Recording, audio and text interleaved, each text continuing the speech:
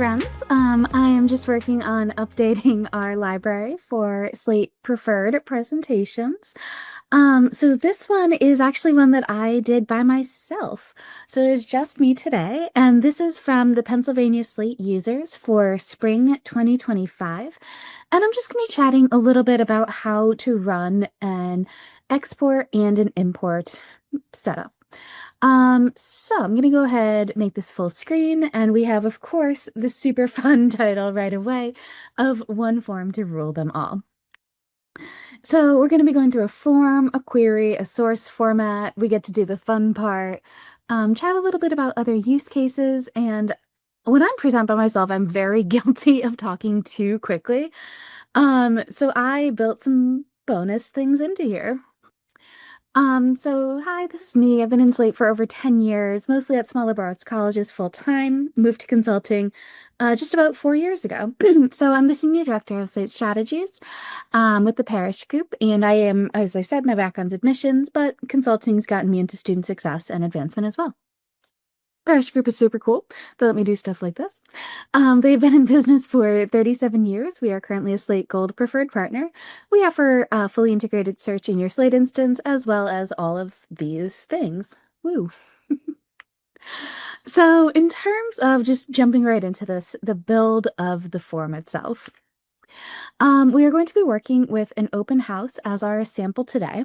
So this is thinking about, families attending, so students and parents, but school counselors could be invited as well. But in this theoretical example that I have completely made up, there's only the funding to buy lunch for the first 100 people who register. And that is a really important part of this because the easy answer is like, okay, you have the person script version for students and parents, and then you could have a separate template that is looking towards your organization contacts. But if you need this to be cut off at a certain limitation within one template, we are going to need to, work things in a little bit of a different way. I think this is also easier for reporting year over year how many people total attend.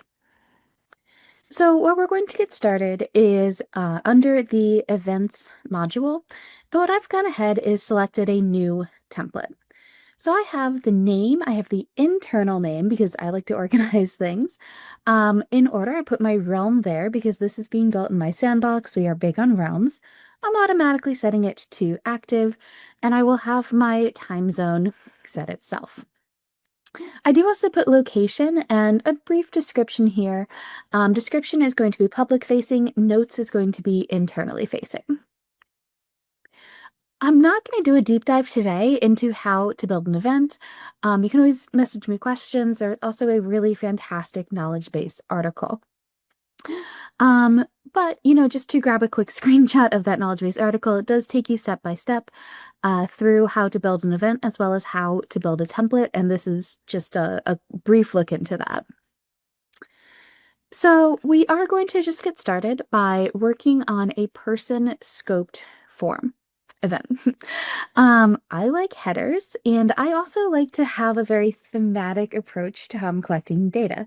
So you can really see here that we are working first with students' demographic information, as then moving into their contact information.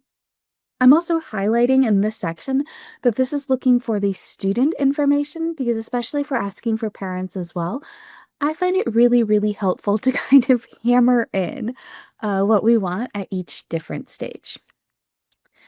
Oops, that was the back button, not the forward button. Katie, I thought you said this form is for everyone. What a great question. So we are going to scroll all the way to the top of our form and add in a new unmapped select list. Thank you so much for your interest. Who are you? So because this is unmapped, we have complete control in what the prompts say. I've gone with prospective student, family member, and school counselor. I don't know what language you're using, but completely up to you. It is very powerful. This field is absolutely required because it actually controls a lot of the logic found within the form. And as I said, these do not need to be the only use cases. You could also ask for, if you're an alum of the school, if you're a CBO, if you're an educator, totally up to you.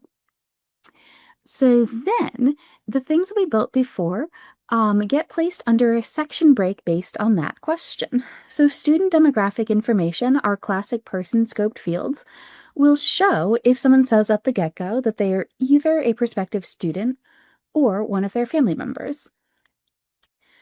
So we of course want parents to give us their student information after they put in their own information. So at this point, from the public-facing side of this form, it is really short. It's one question until they answer that, and then that really controls their experience from there. So for parent information, we're going to do a little bit more on our section break work. And I simply added first, last, email, and relationship type. And all of these are in group 1, mapped to the system field of relationship as the category, and then kind of just going down the list there. For school counselor, those are all unmapped fields. So I use the export key, as you can kind of see as my example here, SC_first. And I'm using that as a baseline model that I'll follow throughout, and we can see again more section breaks based on what they pick in our initial question. And then once we have the form completed, we're moving to our query. So this is a query that I have named Counselor Creation from Open House Form, because I like a very segmented naming convention. It's configurable joins based off of form response, and then the template of our open house, which in this case we can see I've named PA Slate users. It is only filtered to school counselors, and it is looking at those who submitted the form yesterday. I then just grab the exact same 6 export fields that we saw on the front end of the form. So their first name, last name, email, title, school, as well as their SIB code. Super easy. All we want to know is, okay, you're a school counselor, you submitted yesterday, here's everything I know about you. This is under the schedule export on our right-hand column. So I do want to say that these are my sample settings. In real life, you'd probably want this to be active. You'd want to suppress any empty files. You'd want to request a delivery window, likely of overnight, and you'd want it to run every day. Something I do also want to highlight here is the path. And that is set to be able to be grabbed by the source format that we're going to be looking at as the next part of this build. And so we can see it is the outgoing, is the outgoing path that then I have as the incoming, because we're doing a little loop here. And then we're using a little time, date, and stamp to make it unique. And that does bring us to our source format. So we've moved to database, source format, and creating a new source format. So there's 3 screenshots on the slide here. So we're looking at our general, our format definition, and our import automation kind of in order.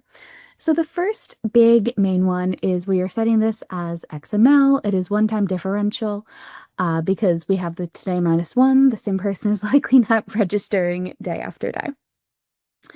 It is inactive because for right now we are simply building it, but again, these are not the settings that I would recommend for a real-life build. Format definition, we are saying that this XML formatted file does have a header row on it. And then we have the matching import automation path of counselor creation event. We go back to the query and we click on the button that shows up when we have all of the settings of run to SFTP. One very quick thing here, you may notice that the form submission date is now today. That's because as I was playing with this, I registered that day for my testing, and so I simply wanted it to be that. That's my dog bark. This is vaguely Parks and Rec themed. So we can see that I am working with Ron Swanson just for the fun of it. I'm not actually mapping to the school because I'm really relying on the SIB code here to do the heavy lifting for me. I am putting his, in this case, his email to both details, email, as well as device value. And then under static mappings, I'm setting the device type to be email address. We could also do a field fusion here to make the record display name. That's not my personal preference because then it shows up a little dash, and I would rather it to be better formatted than that. which means you have to build it as a rule. So this rule is essentially saying replace from formula to create an organization contact. If there is a first name, then use that plus a space and then have their last name. This works really well when you are creating organization contacts to make sure that they always have a nicely formatted record name. And this is what it looks like at the end of our build here. So Ron Swanson was imported, created. We can also see some of my fun dashboard buttons here that I just find useful. So other things to think about with this build. I would strongly recommend using some custom list fields because the counselor creation form is using all unmapped fields, they'll just show as a list of numbers, and I just don't like how that looks. So aesthetic choice, but it works better. So the way I choose to build these is doing a coalesce. So what this one specifically is saying is show first name, last name, and type. And if the field that shows first is the student's first name, awesome. If that doesn't exist, show the school counselor's first name. If we haven't built a coalesce output before, simply what it is saying is please return the first non-null value. So again, student, fantastic. Otherwise, show school counselor. I did not personally opt to show parent in here because I am a little bit more interested in the student information. You may want more fields on either the form or more details about the counselors. So with our setup that we showed today, a record would be created, but it would not actually be tied to the event. So you may want to utilize either the event GUID or have an interaction as part of your export import in order to say like, okay, not only has this been created as a record in our instance, but it was created because they are coming to this event. And so the way that that can be added is back to the query that we've been working on. If you go ahead and join to form and then export the form GUID, you'll be able to do that as a pretty darn normal export on the source format itself. This does all work in test environment. I do super recommend working there, especially if you haven't done a lot with exporting to SFTP before. I do want to highlight that you may want to have extra event communications for your different audiences, and also saying that this does work with any form as well, in case you wanted to have a multi-directional request for information form. As promised, I speak quickly when it's just me, so I built a couple extra fun things into this. I'm not going to really be talking about them as part of my sharing today. I'm just going to be going over them very, very quickly. But what I do want to say is that I am sharing the slides, so all of those details and fun extras are on here as well. So I talk about data types, how to make a form field searchable, the different types of help texts, and also just a personal plug for using categories on prompts. So for data types, just saying that the data type is email address set here gets you more authentic data. It also works for things like telephone numbers to again make sure that students are inputting valid information. If you are copying a field, I always recommend testing a form, like don't get me wrong. But if you are like copying fields as you go and one has a data type, then the data type is erroneous, it can just throw a little hiccup. This is just a fun little coding thing.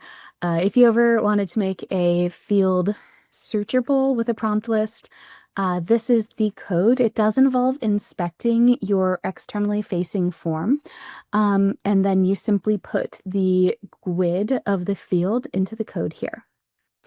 So this is what it looks like to inspect a page. Again, if you've not done this before, it seems intimidating. Once you've done it once, you can do it a million times. And then this is just the highlight of how I found the specific GUID of the field. The cute help text. Is it rude to be like, this is so cute, I built it. Just a nice little hover to say, like, why are we asking for your birthday? This is the back end of that. So just showing again, some of the coding to give an idea. This could, of course, say things other than have a great day, give an actual justification. But in case you hadn't seen this particular pop-up before, I think it's really helpful. And then this is my sandbox. So these are not our like most fancy prompts, but to say that like, okay, fall 2024, that's over. But a student interested in fall 25 or fall 26 could be coming to this event. If I am managing these year over year, all I have to do is select current and future unlimited by category. And this keeps me connected to system prompts so that I don't need to do huge changes as long as I'm keeping my categories on my prompts up to date. And this is the QR code back to the slides. It is also an RFI to get in contact with me. I will say that this RFI also includes, I think, the coding for the help text as well as the making the field searchable. So if you don't want to be staring at my screen doing a back and forth typing, it should be available on the QR code right here for you. And thanks for hanging out with me.